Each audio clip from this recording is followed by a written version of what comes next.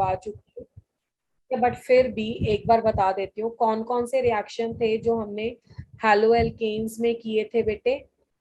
Halo alkanes में अब तुम स्मार्ट हो गए हो, ऑर्गेनिक में थोड़ी सी मेहनत और करो, बस ये दो ही चैप्टर हम रिवाइज करते जाएंगे करते जाएंगे करते जाएंगे बार बार, जब तक तुम ढंग से नहीं करते हो। ठीक है, पहले से थोड़े से एक्टिव हो गए हो, बस क्लास में अपनी प्रेजेंस टाइम बनाए रखो। बच्चा हेलो एल्केन्स देते थे न्यूक्लियोफिलिक सब्स्टिट्यूशन रिएक्शन। कौन से रिएक्शन देते थे? Nucleophilic substitution reaction. और ये न्यूक्लियोफिलिक सब्स्टिट्यूशन रिएक्शन क्या है कि ये आपके पास बेंजीन है। अच्छा मैंने तो हेलो एल्केन बताना है ना, पहले इसको बाद में बताऊंगी। तो जब आपके पास कोई एग्जिस्टिंग हेलो एल्केन है, ये हेलो एल्केन है, इसमें कोई नया न्यूक्लियोफाइल आया, ठीक है, और इसने पुराने वाले को सब्स्टिट्यूट कर दिया, आर के साथ NU लग गया और साथ में X नेगेटिव आ गया। तो यही तो न्यूक्लियोफिलिक सब्स्टिट्यूशन था जिसका मैकेनिज्म भी पढ़ा था हमने, SN1 SN2। अब इसी तरीके से एराइल हैलाइड में जब न्यूक्लियोफिलिक सब्स्टिट्यूशन होता है ना, तो यहाँ पे रेजोनेंस आ जाता है। ये देखो, ये मैंने लास्ट क्लास में आपसे स्ट्रक्चर बनवाई है, ऐसे रेजोनेंस आ जाता है। ये यहाँ पे थोड़ा सा इलेबोरेट कर रही हूँ ताकि टॉपिक पढ़ने से पहले आपको समझ में आ जाए। तो बच्चा जी जब रेजोनेंस होगा ना, तो देखो कैसे होगा, यहाँ पे डबल बॉन्ड आ जाएगा, एक्स के ऊपर 1 2 3 4 5 6, तो पॉजिटिव चार्ज आ जाएगा, नेगेटिव आ जाएगा। हाँ शाबाश, देखो अविनाश पढ़ के आया है। यहाँ पे माइनस आ जाएगा। तो बेटे ये वाली जो स्ट्रक्चर बन जाएगी ना, इसमें कार्बन और हैलोजन में डबल बॉन्ड आ जाता है। जब कार्बन और हैलोजन में डबल बॉन्ड आ जाता है तो that is difficult to break. इसलिए हम बोलते हैं कि जो आपकी हेलो एरीन्स है ना, ये लेस रिएक्टिव हैं टुवर्ड न्यूक्लियोफिलिक सब्स्टिट्यूशन। काफी सारे कार्बन लिखाए थे मैंने, हाइब्रिडाइजेशन भी लिखाया था, फिनाइल कार्बोकेटाइन भी लिखाया था। तो ये है less reactive toward nucleophilic substitution reaction. ठीक है, पहली बात। अब हम इसकी ना एक प्रैक्टिकल एग्जांपल देखेंगे। जैसे मान लो मेरे पास ऐसे फिनॉल आया और फिनॉल में तुमने कुछ न्यूक्लियोफिलिक सब्स्टिट्यूशन करना है, ठीक है। तो न्यूक्लियोफिलिक सब्स्टिट्यूशन तो हम यहाँ पे नहीं करेंगे क्योंकि रेजोनेंस के कारण ऐसा आ जाता है। तो यहाँ पे हमारे पास जो रिएक्शन होते हैं ना, यहाँ पे रिएक्शन होते हैं electrophilic substitution reaction. Electrophilic substitution reaction. अब ये इलेक्ट्रोफिलिक सब्स्टिट्यूशन रिएक्शन क्या क्यों होते हैं? जैसे आपके पास अभी क्या है, फिनॉल है, ये तो हेलो एल्केन और एरीन की बात हो रही थी ना। ये आपके पास फिनॉल है, फिनॉल में बेंजीन के ऊपर लॉन पेयर ऑफ इलेक्ट्रॉन है, ये यहाँ पे आ जाएगा, ये यहाँ पे आ जाएगा। तो यहाँ पे देखो आपके जहाँ पे इलेक्ट्रॉन है वहीं पे रखते हैं।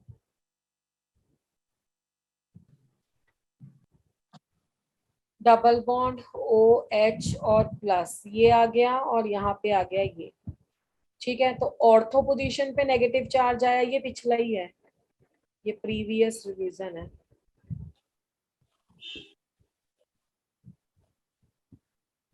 ठीक है बेटे। अब क्या होता है, ये वाले जो इलेक्ट्रॉन है ना, ये यहाँ पे ऑर्थो पोजीशन पे आ जाते हैं। तो ऑर्थो पोजीशन पे इलेक्ट्रॉन डेंसिटी बढ़ गई। अब अगली स्ट्रक्चर देखो, ये यहाँ पे आ जाएंगे, ये यहाँ पे आ जाएंगे। तो as a result of which क्या होगा, नेक्स्ट स्ट्रक्चर में डबल बॉन्ड OH प्लस, ये यहाँ पे आ गए, यहाँ पे आ गए, यहाँ पे 2 इलेक्ट्रॉन आ गया नेगेटिव, ये यहाँ पे आ जाएंगे, ये यहाँ पे। तो लास्ट वाली स्ट्रक्चर में क्या होगा,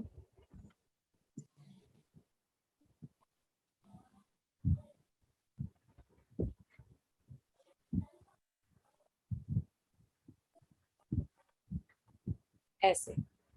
ठीक है, तो जब हम इसका रेजोनेंस बनाते हैं ना, तो आप देखो मैं रेड कलर से टिक कर देती हूँ। ऑर्थो पोजीशन पे इलेक्ट्रॉन आए, पैरा पोजीशन पे इलेक्ट्रॉन आए और फिर ऑर्थो पोजीशन पे इलेक्ट्रॉन आए। तो अगर ऑर्थो एंड पैरा पोजीशन पे इलेक्ट्रॉन्स आएंगे तो इलेक्ट्रॉन को कौन अट्रैक्ट करेगा, इलेक्ट्रोफाइल अटैक करेगा। ठीक है, तो यानी कि इलेक्ट्रोफाइल मतलब E+ species. E plus species का अटैक हो सकता है ऑर्थो एंड पैरा पोजीशंस पे। तो आप क्या बोलोगे कि जो OH ग्रुप है present in the phenol, present in the phenol activate the benzene ring, activate the benzene ring, क्योंकि इलेक्ट्रोफिलिक सब्स्टिट्यूशन रिंग की प्रॉपर्टी है, benzene ring for the electrophilic substitution reaction, for the electrophilic substitution reaction, electrophilic substitution reaction के लिए इसको promote करते हैं। ठीक है, तो यानी कि आने वाला इलेक्ट्रोफाइल कहाँ पे अटैक करेगा, आने वाला इलेक्ट्रोफाइल या तो आपका अटैक करेगा ऑर्थो पोजीशन पे, या आपका अटैक करेगा पैरा पोजीशन पे, या फिर से अटैक करेगा ऑर्थो पोजीशन पे। ठीक है, इसलिए देखो आप ऐसा समझो ना कि बेंजीन में एक ग्रुप जब लगा हुआ है तो इस पे ये ऑर्थो पोजीशन भी है, ये भी ऑर्थो है, ये भी ऑर्थो है, ये पोजीशन पैरा है, मेटा है,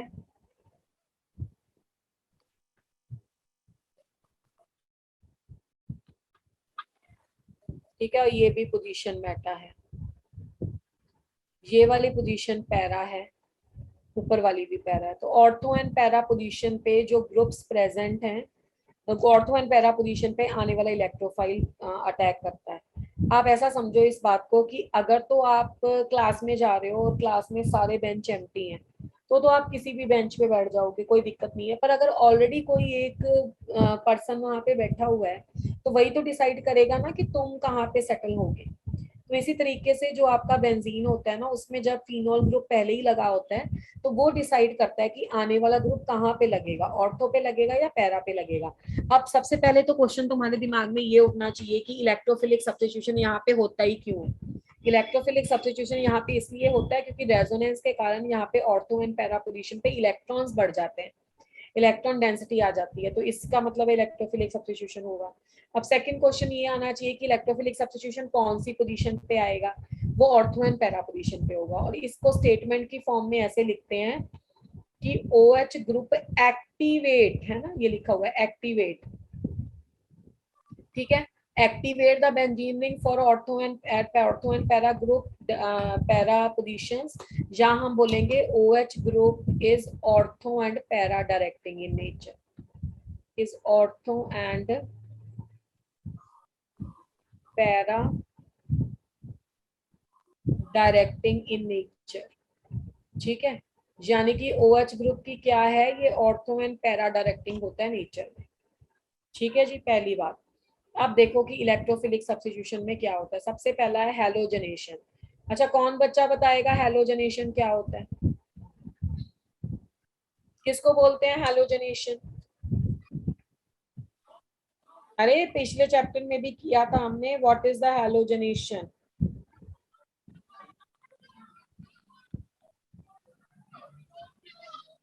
शाबाश, चलो हैलोजन ही बता दो जिसने हैलोजनेशन नहीं बताना। हैलोजन भी नहीं बताओगे? अरे हैलोजन कौन सी होती है, क्या हो गया? कार्बन और कार्बन में सिंगल बॉन्ड। मैंने हैलोजन पूछा कौन सी होती है, तुम कह रहे हो कार्बन एंड कार्बन में सिंगल। Ma'am non metals. मेरे को प्रॉपर हैलोजन बताओ, हैलोजन कौन सी होती है? पूरे प्रोडक्ट टेबल में तुम्हें हैलोजन नहीं आता, हद्दी हो गई तुम्हारी क्लास की। मैम वो 17th ग्रुप फ्लोराइड वाला। कार्बन एंड कार्बन में डबल बॉन्ड क्या बोल रहे थे, what are ma'am you? Confusion हो गई थी। हेलो ऐसी कंफ्यूजन से तो तुम्हारा हैलोजन डर के भाग जाएगा बेटे, ये वाली कंफ्यूजन नहीं करनी है बिल्कुल भी। तो सबसे पहला रिएक्शन हैलोजनेशन है, जिसको बोलते हैं एडिशन ऑफ हैलोजेंस, और हैलोजन फ्लोरीन क्लोरीन वाला होता है। ठीक है, X2, X इसका जर्नल सिंबल होता है। ठीक है नीरज, पर इतना लिखने की बजाय आप अनम्यूट करके बोल दिया करो ना। अब मैंने क्या किया बच्चा, देखो रिएक्शन बहुत आसान है। फिनोल लिया,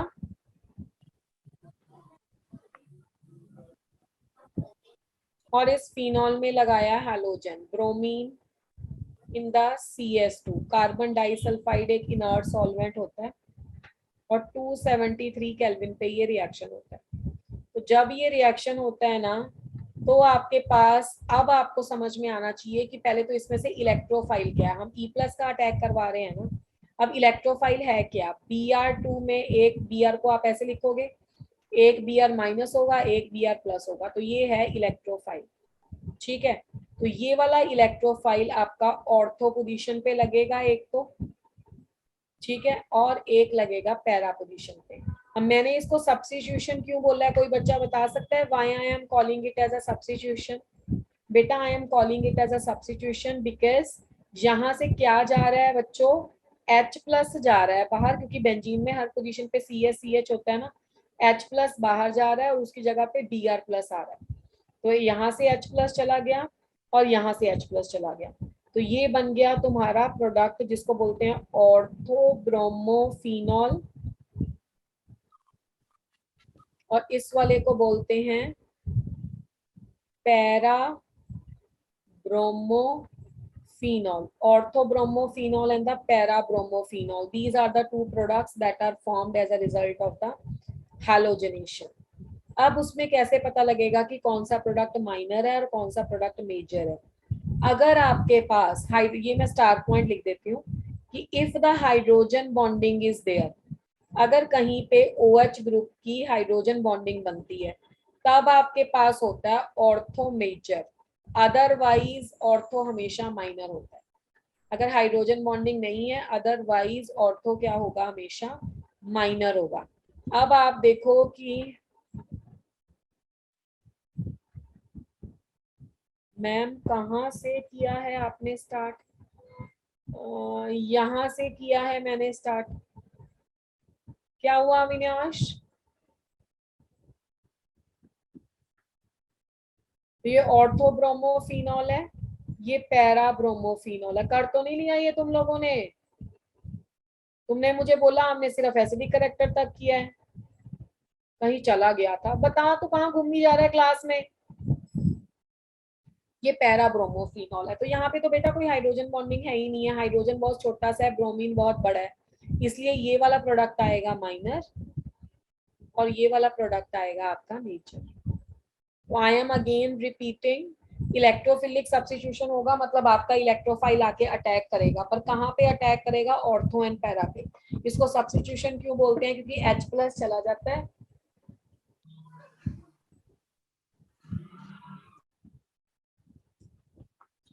और H+ की जगह पे Br+ आ जाता है, that's why it is called as a substitution.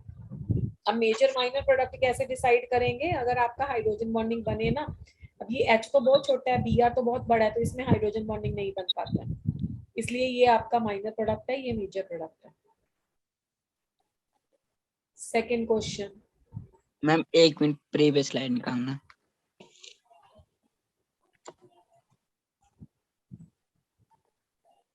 हो गया मैम। सेकंड है, इसी का ही एक रिएक्शन है,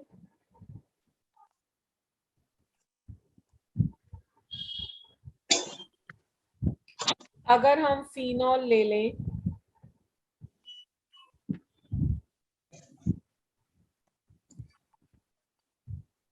ये फिनॉल है और इसको हम कर दें एक्सेस ऑफ ब्रोमीन के साथ रिएक्ट, 3 मॉलिक्यूल्स ऑफ ब्रोमीन के साथ रिएक्ट, तो जब हम इसको रिप्लेसमेंट ऑफ द वन और the more hydrogen items in the organic, हाँ ठीक है ठीक है ठीक है ठीक है, वही तो कर रहे हैं। तो बेटा जितने भी ऑर्थो एंड पैरा के हाइड्रोजन थे ना, वो सब सब्स्टिट्यूट हो जाएंगे। इसमें क्या होगा, -3 HBr हो जाएगा, यहाँ से H+ गया, यहाँ से H+ गया, यहाँ से H+ गया, 3H+ 3Br, माइनस बाहर चले जाएंगे और उसकी पोजीशन पे क्या लग जाएगा, Br लग जाएगा। तो जब एनसीईआरटी इस रिएक्शन को लिखती है ना, एनसीईआरटी ऐसे H दिखाती नहीं है कि बाहर जा रहा है, वो अंडरस्टूड भी होता है कि बेंजीन पे अगर यहाँ पे कोई ग्रुप लगा है, तो यहाँ पे तो ऑलरेडी कार्बन के 4 बॉन्ड बने हुए हैं, देखो 1 2 3 4, तो फिर पांचवा कैसे आ सकता है? तो इसलिए पहले H बाहर जाता है, उसकी जगह पे ही आता है। यहाँ से पहले ही H जा चुका है, तभी OH लगा है। तो जहाँ पे फिनॉल लगा है, OH ग्रुप लगा है, ये 1 होगा। This is 2, this is 3, this is 4, this is 5 and this is 6। इसको बोलते हैं 2,4,6 ट्राई ब्रोमोफिनॉल। ठीक है, तो ये आपका एक प्रोडक्ट आ गया। उसके बाद सेकेंड रिएक्शन इसका क्या है? ये तो हमने जो किया ना, इसको हैलोजनेशन बोलते हैं। नेक्स्ट रिएक्शन है नाइट्रेशन। नाइट्रेशन का ऑर्थो नाइट्रोफिनॉल, पैरा नाइट्रोफिनॉल मैंने लास्ट क्लास में आपको बताया नहीं था? यस मैम, शायद बता दिया था। बताया था मैंने। ऑर्थो नाइट्रोफिनॉल बनता है, पैरा नाइट्रोफिनॉल बनता है, हाइड्रोजन बॉन्डिंग होती है और मेल्टिंग पॉइंट, बॉइलिंग पॉइंट उसका ज्यादा होता यस है। मैम, और मैम मेल्टिंग बॉइलिंग हो गया था मैम। तुम मुझे फिर एसिडिक करेक्टर बोल रहे थे। एक बार देख लेना, ठीक है? अगर आप लोगों ने किया है तो मेरे को बताना, याद आ जाएगा तुम्हें देख के। नेक्स्ट वाला है इलेक्ट्रोफिलिक सब्स्टिट्यूशन बेटा, नाइट्रेशन। अच्छा, वो मैंने एसिडिक करेक्टर में बताया होगा, नाइट्रो लगा के। करेक्ट करेक्ट करेक्ट, वो उसमें भी आता है ना, एसिडिक करेक्टर में भी आता है। ये फिनॉल है। अब हमने किया इसका नाइट्रेशन। नाइट्रेशन करने के लिए वैसे तो नाइट्रेटिंग मिक्सर लेते हैं, कंसंट्रेटेड HNO3 और H2SO4 ले लेते हैं हम रिएक्शन में। तो उसमें क्या होगा कि जो आपका HNO3 है ना, उसमें देखो हम OH नेगेटिव और NO2 प्लस। ये मुझे कैसे पता लगा कि कैसे ब्रेकअप करना है? तो बेटा आप देखो ना कि यहाँ से H प्लस जाएगा, तो यहाँ से H प्लस जाएगा, तो यहाँ से वाटर रिलीज करने के लिए मेरे को OH लेना पड़ेगा। तो H प्लस एंड OH, यहाँ से वाटर रिलीज हो जाएगा। बाकी तुम्हारे पास बचेगा NO2 प्लस। NO2 प्लस तुम्हारा बनेगा इलेक्ट्रोफाइल, ठीक है, जिसका अटैक होगा ऑर्थो एंड पैरा पोजीशंस में। तो यहाँ पे लगा OH, यहाँ पे ऑर्थो पोजीशन पे NO2 लगेगा। This is called as a ortho nitrophenol plus, यहाँ पे OH और ये NO2 यहाँ पे लगेगा, जिसको बोलेंगे पैरा नाइट्रोफिनॉल। तो ortho nitrophenol and the para nitrophenol, these are the two products that are formed as a result of this। अब यहाँ पे कौन से वाला मेजर एंड कौन से वाला माइनर होगा वो ध्यान से देखना पड़ेगा। रिएक्शन तो सेम ही है। बाहर बाय प्रोडक्ट क्या निकलेगा भाई? वाटर, ठीक है ना? बाय प्रोडक्ट क्या निकलेगा? वाटर, बिकॉज H प्लस ही यहाँ से जाएगा, H प्लस ही यहाँ से जाएगा, और एक एक बार करके जाएगा उसमें से। तो ये आपका बन गया। अब क्वेश्चन ये है कि इसमें बाय प्रोडक्ट है तो बना दिया मैंने, मेजर प्रोडक्ट कैसे बनेगा? जहाँ पे होता है बेटे हाइड्रोजन बॉन्डिंग। मैं एक ग्रुप को ओपन अप करके मैम पैरा मेजर होगा और ऑर्थो माइनर। नहीं, इस वाले में थोड़ा सा अलग है। मोस्ट ऑफ द टाइम पे पैरा ही मेजर होता है। इस वाले में हाइड्रोजन बॉन्डिंग होती है तो पैरा मेजर नहीं होगा। देखो, N डबल बॉन्ड O और O, तो यहाँ से हाइड्रोजन बॉन्डिंग हो जाएगी। जहाँ पे हाइड्रोजन बॉन्डिंग होती है तो ये चीज स्टेबल हो जाती है। तो जो चीज स्टेबल होगी वो जल्दी नहीं बनेगी। हाइड्रोजन बॉन्डिंग इस वाले कंपाउंड को ज्यादा स्टेबलाइज करती है। तो अगर ये इसको स्टेबलाइज करती है तो इस वाले में ये मेजर होगा, ये माइनर। तभी तो मैंने लिखा था पिछले वाले में, अदरवाइज वर्ड यूज किया था। अगर हाइड्रोजन बॉन्डिंग हो तो ऑर्थो आपका मेजर बनता है, अगर हाइड्रोजन बॉन्डिंग नहीं है तो आपका ऑर्थो पैरा, बाकी जो आपका पैरा है वो मेजर बनता है। बाकी सब कंडीशंस में है। वहाँ जहाँ जहाँ पे हाइड्रोजन बॉन्डिंग होती है वहां वहां पे मैं आपको बता रही हूँ। अच्छा, उसके बाद इसी चीज को अगर तुमने एक्सेस में ले लिया, जैसे ब्रोमीन को आपने एक्सेस में लिया था, किसी को एक्सेस में ले लिया, तो ये रहा तुम्हारा फिनॉल। फिनॉल को अगर तुमने ले लिया कॉन्सेंट्रेटेड HNO3 के साथ, डाइल्यूट नहीं, कंसंट्रेटेड HNO3 के साथ, तो कंसंट्रेटेड HNO3 के साथ किया तो रिएक्शन क्या हो जाएगा? तो दिस इज OH, यहाँ पे NO2 लग जाएगा, यहाँ पे NO2 लग जाएगा, यहाँ पे NO2 लग जाएगा। तो ये 1 है, 2 है, 3 है, 4 है, 5 है और 6 है। तो ये बन जाएगा 2,4,6 tri nitrophenol, 2,4,6 tri nitrophenol, that is called as a picric acid. इसको क्या बोलते हैं? This is called as a picric acid. ये पिक्रिक एसिड बन जाता है 2,4,6 ट्राइनाइट्रोफिनॉल। जैसे 2,4,6 ट्राई ब्रोमोफिनॉल बना था ना, ऐसे ही ये पिक्रिक एसिड बन जाएगा। चलो ये हो गया इसका नाइट्रेशन। तो हमने halogenation and nitration we have completed. Now third is a naming reaction. Third is very very important. इसको बोलते हैं कॉब्स रिएक्शन। अब आप बोलोगे कि मैडम इसकी स्पेलिंग में तो एल भी है, एल साइलेंट है, इसे कॉल्बे नहीं पढ़ना है, ये कॉब्स रिएक्शन है। ठीक है, अब ये रिएक्शन क्या है, पहले रिएक्शन करेंगे फिर इसका मैकेनिज्म देखेंगे। इसमें सबसे पहले आपके पास फिनॉल आता है, उसके बाद फिनॉल में NaOH से ट्रीट करते हो तो ये बन जाएगा पहले सोडियम फिनॉक्साइड। तो पहले बनता है इसमें सोडियम फिनॉक्साइड,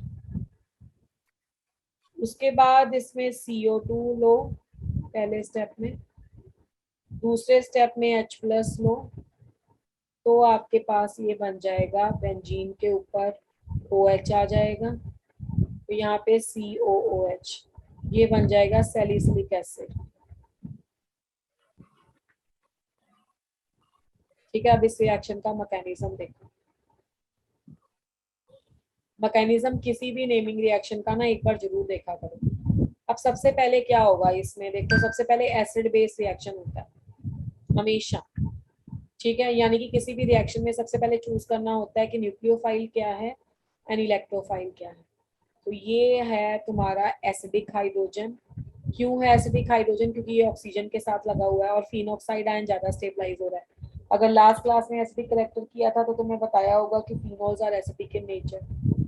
तो ये हो गया तुम्हारा बेस NaOH। तो ये वाली चीज एक्ट करेगी न्यूक्लियोफाइल,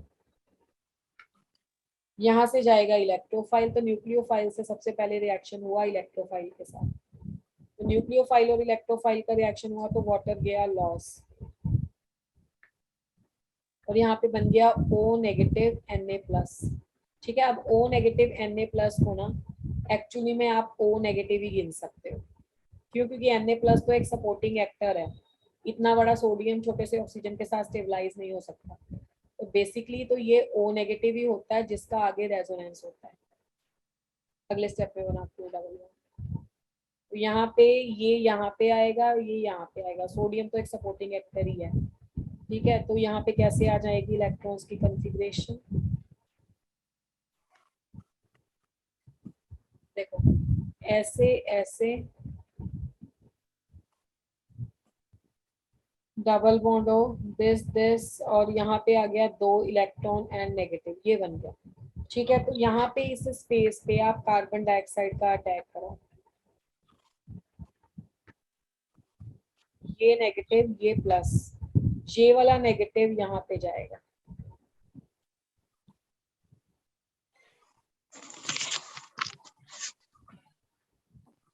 H में बाहर निकाल के लिख देती हूँ, CO negative and double bond हो। कैसे हुआ? ये यहाँ पे चला गया, ये डबल बॉन्ड हो। अब मीनवाइल जब ये यहाँ पे आता है ना, ऐसे बना हुआ होता है, अगले स्टेप में क्या होगा कि ऑक्सीजन नेगेटिव होगा, ये अपने इलेक्ट्रॉन यहाँ दे देगा और H उसके पास शिफ्ट हो जाएगा। तो आपके पास कुछ ऐसी स्ट्रक्चर बन जाएगी, ऐसे ऐसे ऐसे। बेंजीन को अपनी एरोमेटिसिटी खराब नहीं ना करनी, वो दोबारा से आ जाता है और यहाँ पे बन जाएगा COO नेगेटिव। बाकी तो काम बेटे आगे आसान ही है, H+ के साथ इसको ट्रीट करोगे तो नीचे H आ जाएगा। ठीक है, तो ये आपका बन जाएगा OH COOH which is a product. इस प्रोडक्ट का नाम सैलिसिलिक एसिड है। और सैलिसिलिक एसिड, हाँ बिल्कुल रिपीट करूंगी, अविनाश तो लिखने भी नहीं देता पूरा मैकेनिज्म, रिपीट करूंगी मैं अपने आप ही कर देती हूँ। ठीक है, तो फिर आपके पास जब एस्पिरिन को आप एम्प्टी स्टमक लेते हो ना, तो इसलिए उसका यूज अवॉइड होता है ताकि पेपर में पेट में ये सैलिसिलिक एसिड ना बना दे। मैंने नंबर डाल दिए हैं। अब इस मैकेनिज्म को एक बार दोबारा से देखो, मैं इस स्लाइड पे 2 मिनट रुक भी जाऊंगी क्योंकि मैकेनिज्म बुक में नहीं होता है। जो बच्चे नोट करना चाहते हैं, मैकेनिज्म कभी पेपर में पूछा नहीं जाता, उसका कॉन्सेप्ट से कोई क्वेश्चन आ सकता है। ऐसे नहीं कहेगा मैकेनिज्म करके बताओ ये इसमें क्या होता है। किसी भी रिएक्शन में सबसे पहले आप एसिड एंड बेस चूज करोगे, ये H प्लस है, O नेगेटिव है, तो H प्लस यहाँ पे एसिड हो गया और ये यहाँ पे बेस हो गया। इन द अनदर वर्ड ये यहाँ पे इलेक्ट्रोफाइल हो गया, ये यहाँ पे न्यूक्लियोफाइल हो गया। तो सबसे पहले लॉस हुआ वाटर का, ठीक है, minus of loss of water, and यहाँ पे ऑक्सीजन नेगेटिव था, इसके साथ सोडियम जाके जुड़ गया, और ऑक्सीजन और सोडियम में स्टेबल बॉन्ड नहीं होता, ये बहुत छोटा है, ये बड़ा है, ये यहाँ आएगा, ये यहाँ आएगा, तो यहाँ पे 2 इलेक्ट्रॉन्स हो गए। अब उसके बाद ऑक्सीजन नेगेटिव, कार्बन पॉजिटिव, ये नेगेटिव यहाँ पे आ जाएगा, ठीक है। ये जो 2 इलेक्ट्रॉन थे नेगेटिव, इसको तो पॉजिटिव पे जाना है, ये तो पॉजिटिव यहाँ पे आके लग गया। बेंजीन का छुपा हुआ हाइड्रोजन मैंने बाहर निकाल के रख दिया। वो मैंने क्यों बाहर निकाल के रखा, क्योंकि बेंजीन की एरोमेटिसिटी खराब हो गई ना, अब बेंजीन में 6 इलेक्ट्रॉन नहीं है, तो ये अपने इलेक्ट्रॉन वापस देगा, यहाँ पे बेंजीन में 6 इलेक्ट्रॉन्स पूरे हो जाएंगे। मीनवाइल ये ऊपर चला जाएगा और H प्लस इसके साथ लग जाएगा। जब ये ऊपर जाएगा तो ऑक्सीजन नेगेटिव नहीं होगा, तो ऑक्सीजन नेगेटिव होगा, वो H प्लस पकड़ लेगा, तो ये OH बन गया, CO नेगेटिव बन गया, ये वाली चीज। अब इसमें H प्लस दोगे तो H प्लस देने के साथ वो क्या बन जाएगा आपका, COH बन जाएगा। COH इज अ प्रोडक्ट, ठीक है। मैं इस स्लाइड पे 2 मिनट रुक जाती हूँ, आपको कुछ पूछना है, कोई स्टेप नहीं समझ आया या कुछ लिखना है तो लिख लो, कोई प्रॉब्लम नहीं।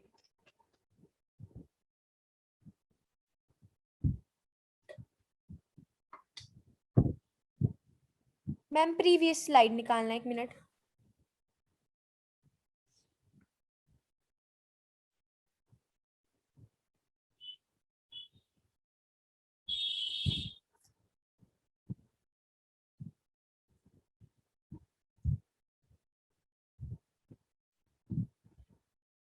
हो गया मैम।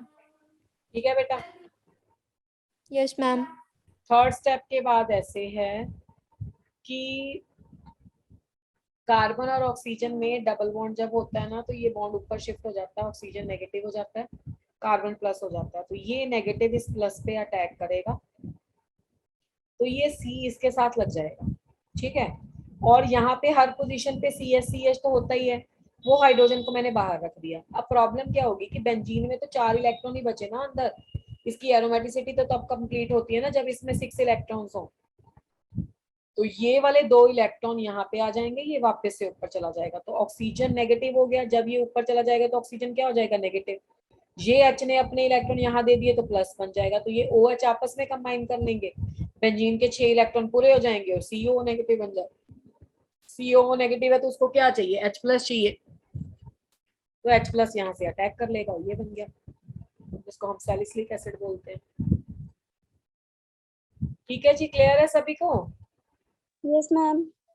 तो ये कॉब्स रिएक्शन एक इंपॉर्टेंट रिएक्शन है बेटे।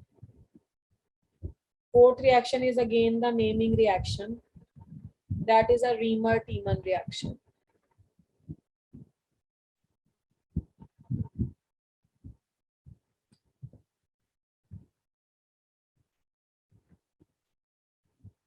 Regarding the Riemer-Tiemann reaction क्या होता है ना, पहले हम रिएक्शन लिखेंगे। फिनॉल के बीच में हम डालते हैं chloroform, CHCl3 plus aqueous NaOH। जब इसमें क्लोरोफॉर्म डालते हैं और ये रिएक्शन होता है तो आपके पास प्रोडक्ट क्या बनेगा,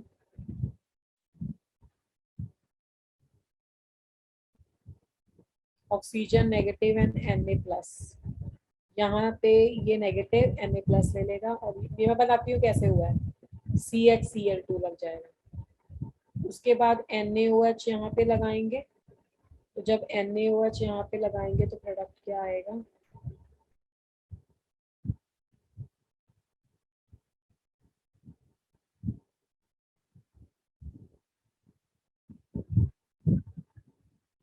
कई रिएक्शन तो इतने आसान आते हैं कि उसमें ये भी पूछ लेता है कि रीमर-टीमन का लास्ट प्रोडक्ट क्या बनता है वर्डिंग में, या कॉब्स रिएक्शन का लास्ट प्रोडक्ट क्या बनता है, तो इतना पता होना चाहिए। यहाँ पे CH जो लग गया, इसका नाम है सैलिसिलएल्डिहाइड, पिछले वाले का नाम था सैलिसिलिक एसिड, है ना, ये एल्डिहाइड है तो ये सैलिसिलएल्डिहाइड है। अब इतना आसान क्वेश्चन कई बार इसमें से आ सकता है कि इसका लास्ट प्रोडक्ट का नाम बताओ। इसका मैकेनिज्म देखे क्या होता है, मैकेनिज्म करना है तो सबसे पहला वही स्टेप होगा कि एसिड बेस ढूंढो। इसमें तो आपको रिएजेंट से ही मिल जाएगा, C में एक H लगा हुआ है, बाकी 3 क्लोरीन लगे हुए हैं। इनके माइनस आई इफेक्ट है।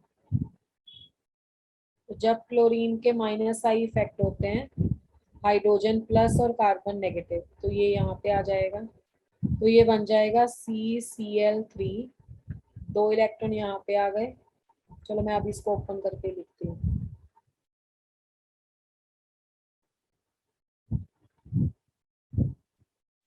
Cl Cl Cl, 2 इलेक्ट्रॉन यहाँ नेगेटिव। अब ये Cl बाहर चला जाता है, माइनस ऑफ Cl हो जाएगा, यहाँ पे माइनस ऑफ H प्लस हुआ था, तो बेसिकली तो HCl बाहर चला गया ना, तो CCl2। ये इस रिएक्शन का मोस्ट इंपॉर्टेंट स्टेप है कि इसमें जो रिएक्शन इंटरमीडिएट होता है ना, वो कार्बीन होता है।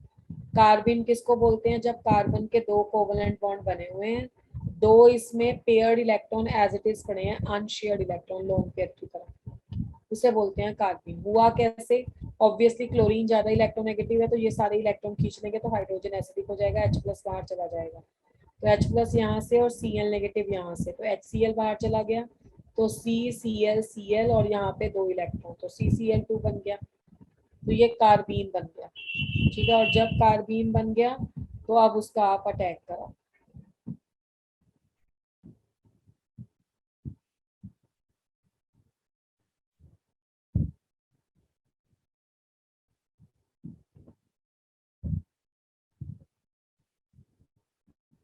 ठीक है, अब इसमें कार्बीन का कैसे अटैक होता है? CCl2 का सबसे पहले तो कार्बीन एक इलेक्ट्रोफाइल है, तो यहाँ पे अटैक होगा क्योंकि रेजोनेंस से यहाँ पे आ जाता है ना। आप इसमें वो स्टेप भी कर सकते हो ना कि ऑक्सीजन नेगेटिव हो जाएगा और सोडियम ले लेगा, ये तो आप ऐसे ही लिख दिया करो, आपको पता ही है, जहाँ पे भी ये हो ऑक्सीजन नेगेटिव हो जाता है और H एसिडिक होता है, तो यहाँ पे H आ गया, तो यहाँ पे CCl2 आगे लग गया, ये स्ट्रक्चर बना। ठीक है, अब इस वाले में क्या होगा ना, ये वाला कार्बीन देखो अपने कितने इलेक्ट्रॉन रख रहा है, 2 इलेक्ट्रॉन तो इसके पास ही है, ये तो ये वाले बेंजीन के हैं, तो 2 4 1 5 5 बॉन्ड कार्बन के बन गए, तो नेगेटिव हो जाएगा। मैं थोड़ा ना इसको ओपन अप करके लिख देती हूँ ताकि आइडिया हो जाए कैसे लगा।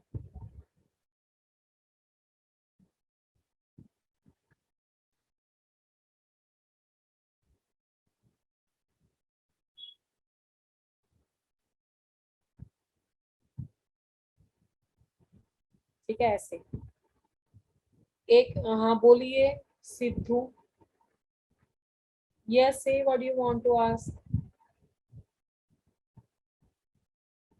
सिद्धू बताइए जी, आपने हैंड रेज किए हैं से। अरे पूछना नहीं क्या कुछ? मैम गलती से हो गया होना। अच्छा अच्छा, तो वो भी तो मुझसे बोल सकते हैं ना। अब इसमें क्या होगा ना बेटा, पीछे वाली स्लाइड शो करना। हाँ मैं पहले ये लिख लूं बेटा, मैं कर देती हूँ, रुको। अब इसमें क्या होगा कि इसको तो हमें खत्म करना है, तो ये क्या करेगा ना, ये अपने इलेक्ट्रॉन यहाँ पे दे देता है और H प्लस यहाँ पे आके लग जाता है। ठीक है, मतलब ये H यहाँ आ जाएगा, तो ये ऐसी स्ट्रक्चर बन जाती है। O नेगेटिव Na प्लस और यहाँ पे बन गया CHCl2। अब जितने Cl हैं आप उसमें उतने पानी डाल दो या बेस डाल दो। क्वेश्चन में बेस डाला था तो 2 बेस डाल दो, आगे तो रिएक्शन कुछ भी नहीं है। तो जब आप 2 बेस डालोगे ना, तो जहां जहां पे Cl था वहां वहां पे OH आ जाएगा, यहाँ पे OH आ जाएगा, यहाँ पे OH आ जाएगा, तो H2O इसमें से लॉस हो जाएगा और आपका जो प्रोडक्ट बन जाएगा वो ये बन जाएगा ONA और CHO। ठीक है, बाकी आप इसको एसिडिफिकेशन कर लो आगे HCl के साथ, तो माइनस ऑफ NaCl हो जाएगा, तो ये बन जाएगा OH। This is phenol. मैं फिर से बता देती हूँ इसके स्टेप, पहले तो पिछली स्लाइड जिसको देखनी है वो देख।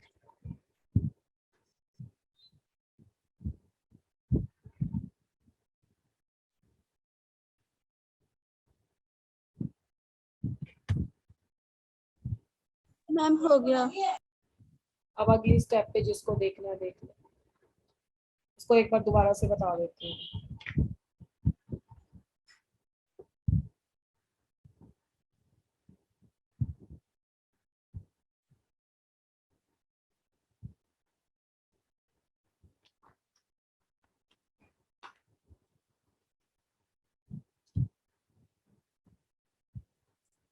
कार्बीन का पिछले वाले स्लाइड में फॉर्मेशन बताया था। कार्बीन एक इलेक्ट्रोफाइल है, इलेक्ट्रॉन लविंग स्पीशीज है, और वो कहाँ पे अटैक करेगी? Ortho and para.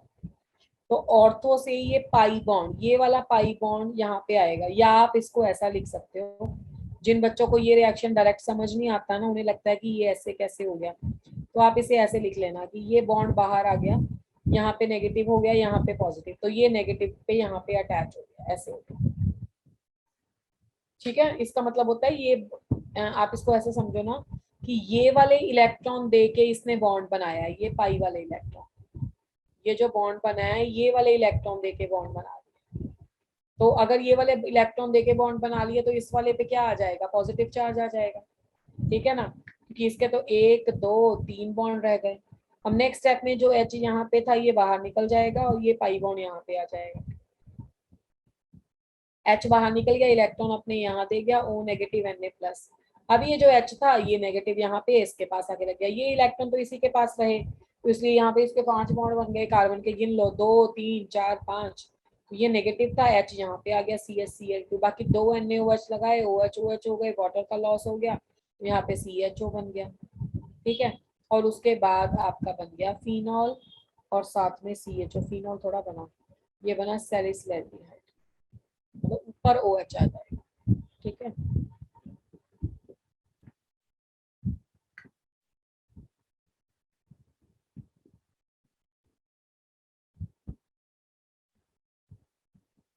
ये सैलिसिलैल्डिहाइड बन गया। क्लियर है बेटा? Yes ma'am. Okay, next reaction, बस अब 2 रिएक्शन बचे हैं फिनॉल के। रिडक्शन, ये बहुत इंपॉर्टेंट रिएक्शन है, बहुत बार जेई में पूछ भी चुका है। अगर आप फिनॉल को जिंक डस्ट के साथ ट्रीट करोगे ना, ये रहा फिनॉल, ये रहा जिंक डस्ट, तो आपके पास रिडक्शन होके ये बेंजीन बन जाएगा। ये हाइड्रोजन अंदर चला जाएगा, हाइड्रोजन हटा के OH लगाया हुआ है ना, तो हाइड्रोजन अंदर चला जाएगा, O यहाँ पे O इसके साथ आ जाएगा, ZN। ठीक है, फिफ्थ ऑक्सीडेशन। ऑक्सीडेशन क्या है?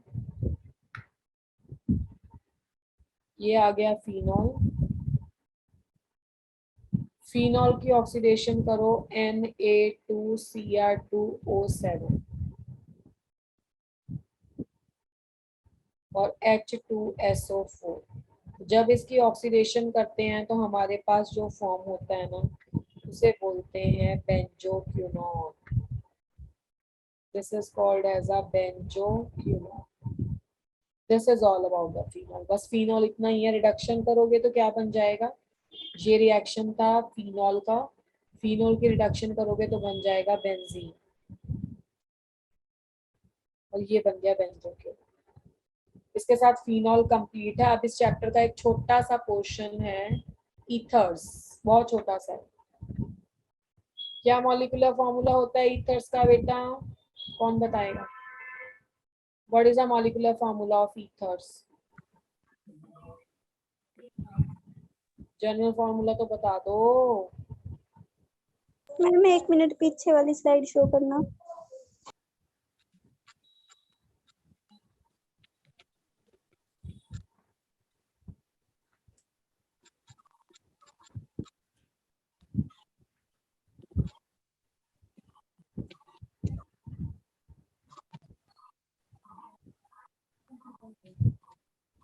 मैम C2H5, C2H5 क्या होता है? तो इथेन होता, इथाइल ग्रुप होता है।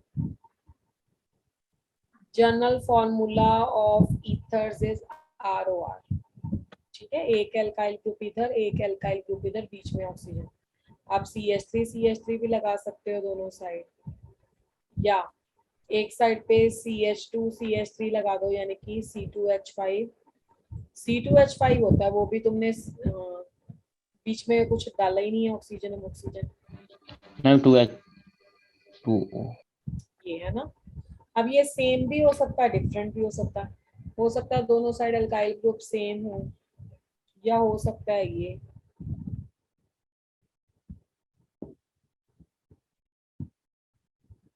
दोनों हो सकते हैं। ठीक है, तो ये है जनरल फॉर्मूला ईथर्स का। अब प्रेपरेशन ऑफ ईथर्स।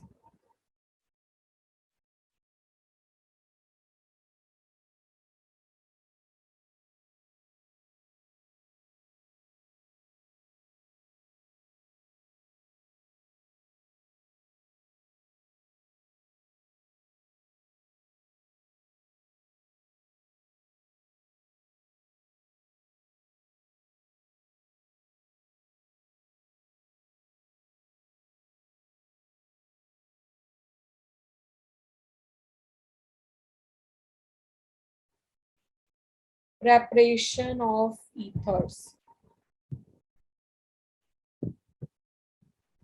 तो प्रेपरेशन ऑफ ईथर्स का वही प्रोसेस है, डिहाइड्रेशन ऑफ अल्कोहल। आप बोलोगे इससे तो एल्कीन बनता है, बिल्कुल बनता है, थोड़ा टेम्परेचर रेंज देखना पड़ता है। डिहाइड्रेशन ऑफ अल्कोहल, अगर आप अल्कोहल ले रहे हो CH3 CH2 एंड OH, इसमें अगर आप सल्फ्यूरिक एसिड डाल दो H2SO4 और 443 केल्विन पे रिएक्शन कर दो तो बन जाएगा इथीन। ठीक है, अगर आप इसको कर दो सल्फ्यूरिक एसिड पे पर टेम्परेचर रख दो लो 430, तो आपके पास ये डाइमराइज हो जाएगा, ये बन जाएगा CH3 CH2O CH2 CH3, यानी कि ये बन गया di ethyl ether. Di ethyl ether और ये दोनों बनते हैं, और आपने देखा है कि जब आपके रिएक्शन में होता है लो टेम्परेचर तो उस वाले केस में फॉर्मेशन होती है ईथर की, जब आपके पास होता है हाई टेम्परेचर तो बनता है एल्कीन। इसका मैकेनिज्म देखो। मैम एक minute, previous slide.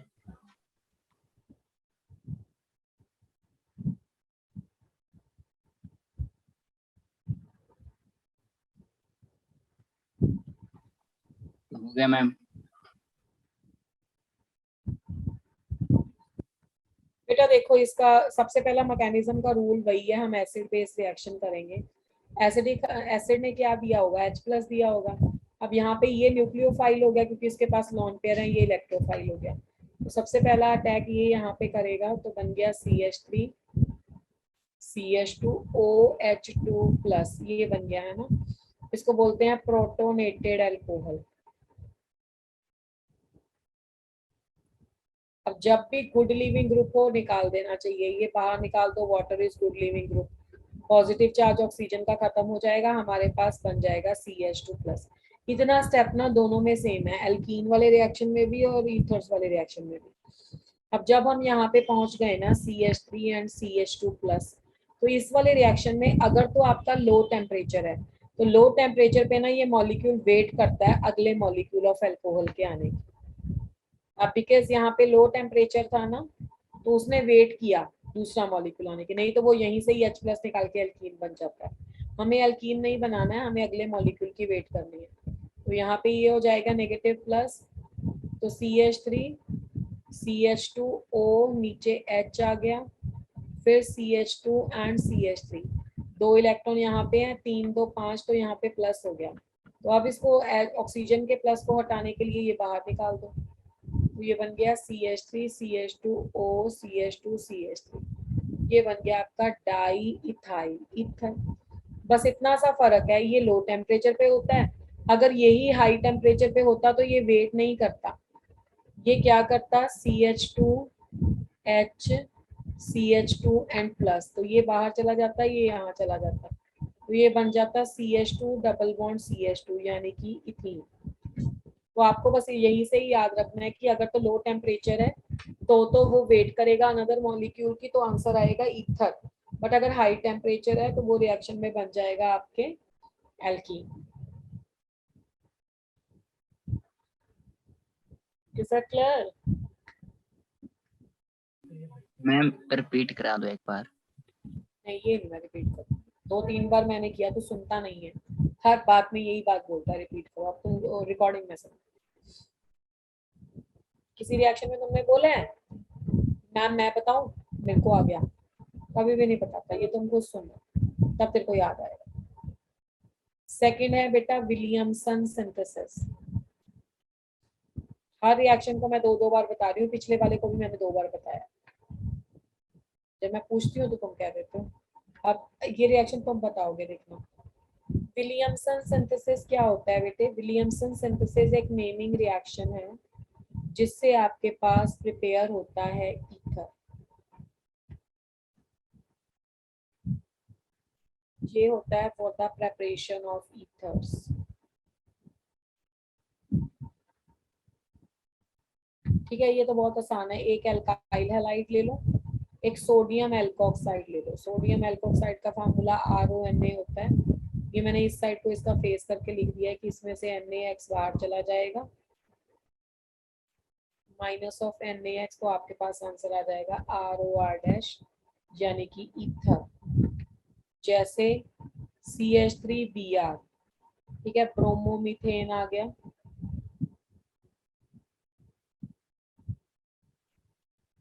Plus CH3ONA, sodium methoxide. अब जो रिएक्शन में आ गया तो Br negative, Na plus, minus of Na Br will be out, CH3O CH3, ये बन गया di methyl ether. IUPAC name है इसका मिथॉक्सीमीथेन। इसकी मैं एक दो और एग्जांपल करवा देती हूँ। जैसे मान लो मुझे कुछ ऐसा ईथर प्रिपेयर करना है जिसके एक साइड पे ये है और एक R ये है, एक R ये है, 2 एल्काइल ग्रुप है ना, तो आपको ना हमेशा एल्काइल हैलाइड वाला छोटा R लेना है। एल्काइल हैलाइड वाला छोटा R ले लो, CH3Br, और जो बड़े वाला R है वो सोडियम वाले के साथ रख लो, CH2CH3ONA, है ना। दो ही तो चीजें ले रहे हो, RONA ले रहे हो और RBr ले रहे हो, ठीक है, या RX ले रहे हो। अब ये वाला जो है ये है ब्रोमोमीथेन,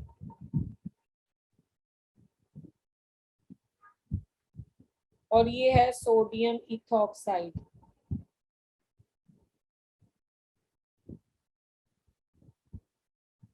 ठीक है, तो इसमें से NaBr हो गया बाहर, आपका प्रोडक्ट बन गया।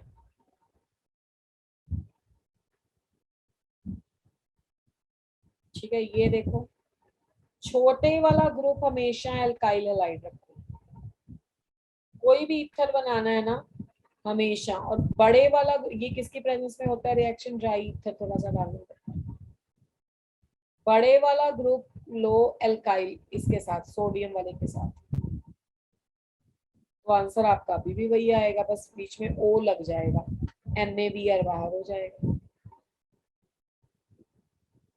बस पेपर में ना मल्टीपल चॉइस में यही पूछता है कि आपके पास ये R वाला ग्रुप Na वाले के साथ लगेगा या एल्काइल वाले के साथ लगेगा। तो हमेशा याद रखो कि large alkyl group must be with sodium alkoxide।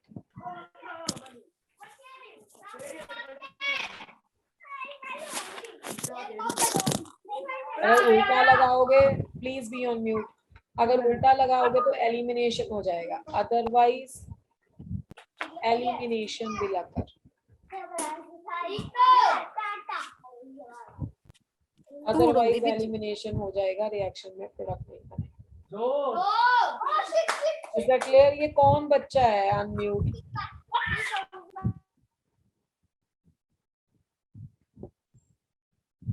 ठीक है,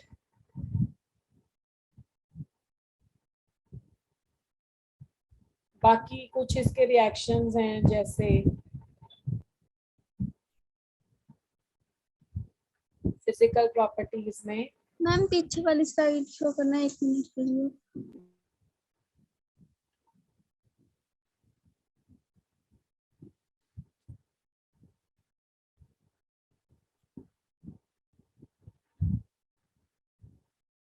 मैम हो गया।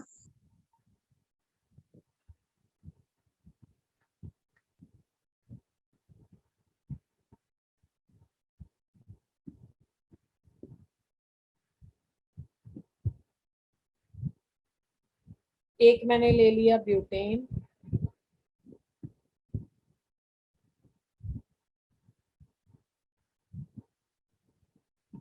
एक मैंने ले लिया ईथर,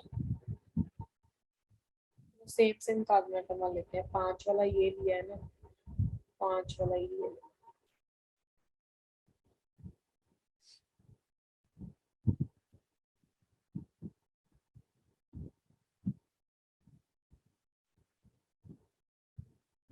एक मैंने ले लिया अल्कोहल।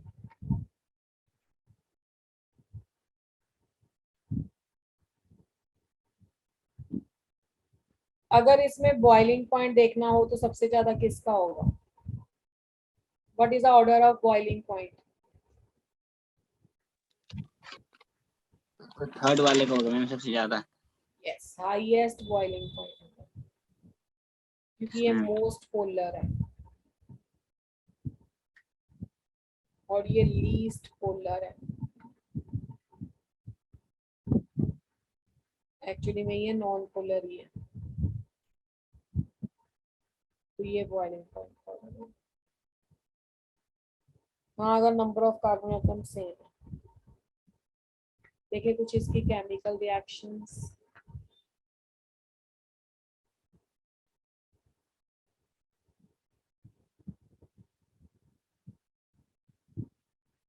रिगार्डिंग केमिकल प्रॉपर्टीज क्या होगा बेटे? ईथर्स को HX के साथ ट्रीट करोगे तो जैसे बनाया था वैसे ही तोड़ दो। R के साथ एक लग जाएगा X और RO के साथ लग जाएगा H, एक बन जाएगा अल्कोहल, एक बन जाएगा हेलो एल्केन।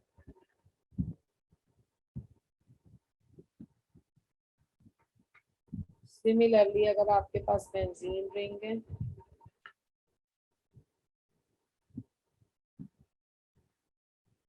HX के साथ ट्रीट हुआ,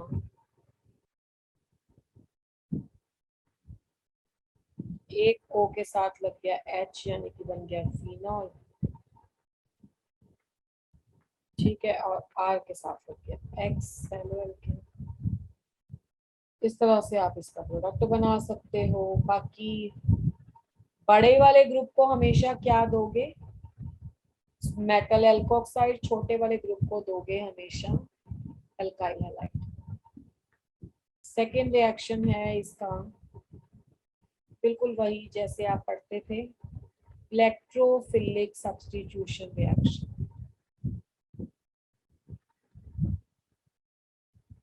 इलेक्ट्रोफिलिक सब्स्टिट्यूशन रिएक्शन में लगता है इलेक्ट्रोफाइल। अब ये तुम बनाओगे, देखना इसमें भी ये ऑर्थो एंड पैरा डायरेक्टिंग ही है बेटा। जैसे पहले आपने रेजोनेंस बनाया था ना, OR, तो ये यहाँ पे जाएगा, ये यहाँ पे, तो OR ग्रुप जो है वो भी है ortho and para directing.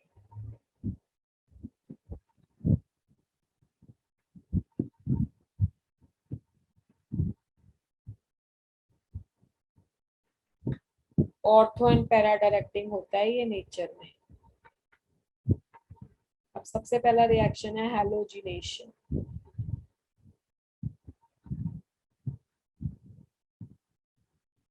Halogen का एडिशन होगा, तो OR यहाँ पे रखा, इसमें लगाया हैलोजन, किसकी प्रेजेंस में?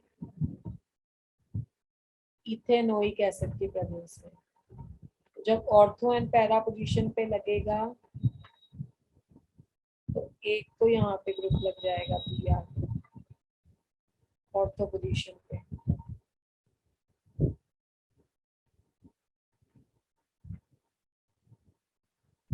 एक लग जाएगा पैरा पोजीशन पे।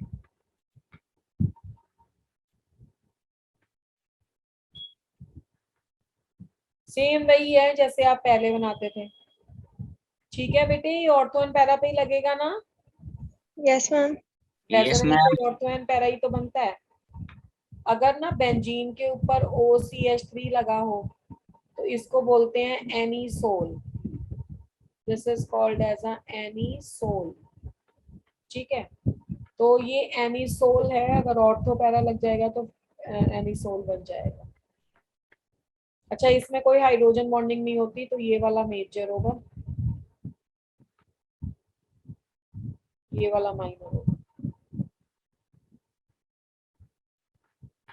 सेकेंड रिएक्शन है यहाँ पे, मैम एक minute, previous slide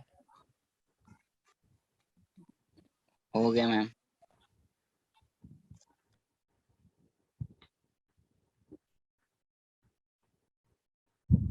Friedel craft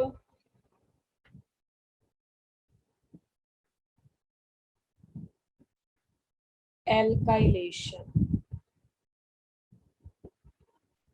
So for the Friedel-Crafts alkylation, benzene के ऊपर OCH3 लगाएं। अगर हम एल्काइल हैलाइड ले आए CH3Cl के साथ रिएक्शन, तो ये रिएक्शन पहले तो एनहाइड्रस एल्युमिनियम क्लोराइड की प्रेजेंस में होता है, ये प्लस है ये माइनस है, ऑर्थो एंड पैरा पोजीशन पे आपके पास CH3 लग जाएगा।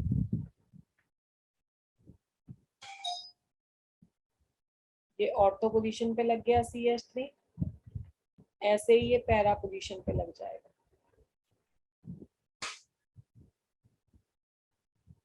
जब एल्काइल ग्रुप इंट्रोड्यूस होता है उसे एल्काइलेशन बोलते हैं। अब इसका नाम है 2-मिथाइल, बाकी पेरेंट कंपाउंड का नाम है एनिसोल, और इसका है 4-मिथाइल, बाकी पेरेंट का नाम है एनिसोल। अगर आपको फ्रीडल क्राफ्ट एसाइलेशन करना है, तो जहाँ पे एल्काइल हैलाइड है वहां पे एसाइल हैलाइड आ जाएगा। ये एल्काइल हैलाइड था ना, जब एल्काइल हैलाइड होता है तो रिएक्शन का नाम होता है एल्काइलेशन, जब एसाइल हैलाइड होता है तो रिएक्शन का नाम होता है एसाइलेशन।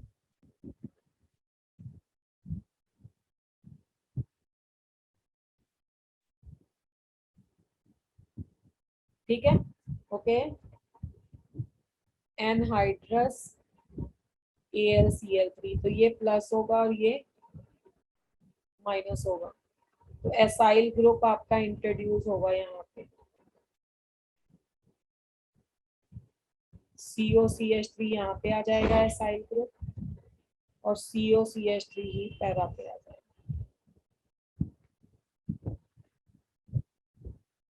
तो ये हो जाएगा बेटे, इसका नाम क्या होगा, 2-मिथॉक्सी एसिटोफिनॉन। इतना कंपाउंड एसिटोफिनॉन होता है ना, ये एसिटोफिनॉन है, ये मिथॉक्सी ग्रुप हो गया। 2-मिथॉक्सी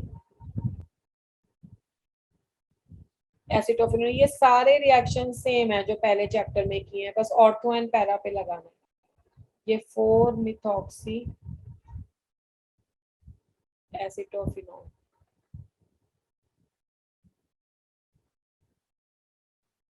ठीक है, बस लास्ट रिएक्शन है नाइट्रेशन।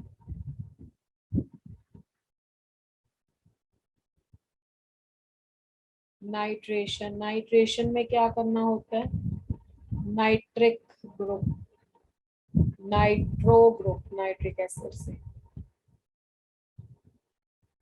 अगर आप इसमें सल्फ्यूरिक एसिड की प्रेजेंस में HNO3 लगाओगे तो नाइट्रो ग्रुप इंट्रोड्यूस हो जाएगा।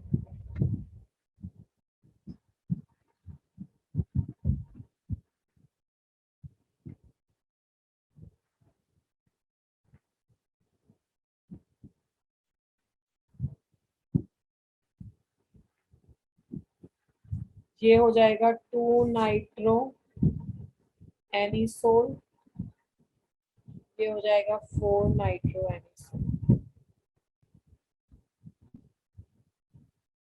This is a reaction. Electrophilic substitution reaction is exactly the same in all the 2 chapters. इसके साथ जो आपके सिलेबस के 2 ऑर्गेनिक के चैप्टर हैं that we have completed. Next chapter is a biomolecule that we will start in the next class. और biomolecule बहुत आसान चैप्टर है, सारा बायोमोलिक्यूल सर ने करवा दिया है। सर ने करवा मैम दिया। इलेक्ट्रोकेमिस्ट्री पढ़ेंगे मैम। ठीक है, आपको करवा दिया होगा। बायोमोलिक्यूल के बाद क्या इलेक्ट्रोकेमिस्ट्री करा दूं, बताओ? यस मैम, करवा दो। पॉलीमर, हाँ इलेक्ट्रोकेमिस्ट्री करेंगे मैम। ठीक है, डन, इलेक्ट्रोकेमिस्ट्री करेंगे। यस मैम, डन अब मैम। ना आपकी बहुत देर बाद टर्न आएगी ऑर्गेनिक की, अब आपका फिजिकल चलेगा, ठीक है। अब क्वेश्चन ये है कि जितनी देर के बाद ऑर्गेनिक की टर्न आई तब तक ये सारी चीजें रिवाइज कर लेना कि कैसे होता है, इसलिए मैंने पहले करवा दी है ये चैप्टर, ठीक है। Yes ma'am. ये देखो ये सब ना तुम्हें सेम लगेंगे, इलेक्ट्रोफिलिक सब्स्टिट्यूशन जैसे फिनॉल में किया वैसे ही Br ऑर्थो पैरा पे लगाया, CH3 ऑर्थो पैरा पे लगाया, COCH3 ऑर्थो पैरा पे लगाया, नाइट्रो ग्रुप ऑर्थो पैरा पे लगाया, तो ये रिएक्शंस ऑलमोस्ट सेम है, okay. Yes sir. Next reaction, electrochemistry का एक एक क्लास तो हो चुका है ना आपका? नो यस मैम, हो गया न्यू था। है मैम। एक क्लास मैम एक हो तो गया हुआ था। था, न्यू हुआ था मैम। मैम हो गया था। मैं देख लूंगी चलो नेक्स्ट क्लास में ना, क्योंकि मुझे जहां तक याद है आप लोगों ने बोला था ना कि हमें नहीं आना इस वो नहीं टर्म। मैम, वो आप स्टार्ट कर रहे थे, फिर आपने रिवीजन कराया था उसका, haloalkanes and haloarenes का। जब मैं ना आज नोट्स अपलोड करूंगी एक बार मैं ध्यान से देख लूंगी कि जेई में हुआ है यानी नीट में तो हुआ है एक लेक्चर, नहीं मैम, तो आपने उस दिन स्टार्ट करना था तो आपने फिर ठीक है रिवीजन ठीक है, कराया था। फिर तो कोई प्रॉब्लम ही नहीं है, फिर तो इलेक्ट्रोकेमिस्ट्री पहले उससे पहली क्लास से ही स्टार्ट कर देंगे, यस मैम। ठीक है। और बाकी कैसे चल रहा है सबका, पढ़ रहे हो घर पे या नहीं पढ़ रहे हो? मैम पढ़ रहे हैं। No ma'am. और क्या, ये देख लो अविनाश तो ना यहीं पे ही आके पूछता है इसका क्या होगा, क्या घर पे कुछ नहीं मेहनत करता, क्यों भाई अविनाश? नहीं मैम, कभी कभी पढ़ता हूँ मैम। तो अभी तो तुमने खुद ही कहा कि मैं नहीं पढ़ रहा हूँ। मैंने बोला मैम कभी कभी पढ़ता हूँ मैम। कभी कभी अगर तुम पढ़ोगे तो फिर तुम अच्छे इंजीनियर बन जाओगे। मैम बताओ कभी कभी मुझे। पढ़ने वाले नहीं बनते हैं अच्छे इंजीनियर। डेली पढ़ना होता है, जो जो रिवाइज करोगे ना डेली पढ़ने से ही आता है। टेस्ट किस किस बच्चे ने दिया था जरा टेल मी। मैं मैक्सिमम सब ने दिया होना। Yes sir. अच्छा चलो, कैसे मार्क्स आए तुम्हारे? बहुत कम आए मैम। क्यों कम आए केमिस्ट्री में भाई? मैम मैंने तो पूरा अटेम्प्ट करा था, बट पता नहीं कम आ गए।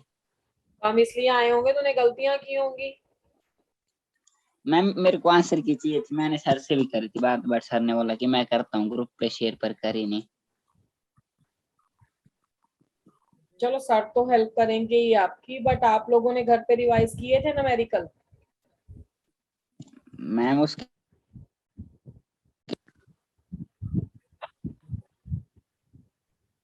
मैम 1 मिनट, केमिकल प्रॉपर्टीज वाली स्लाइड शो करना।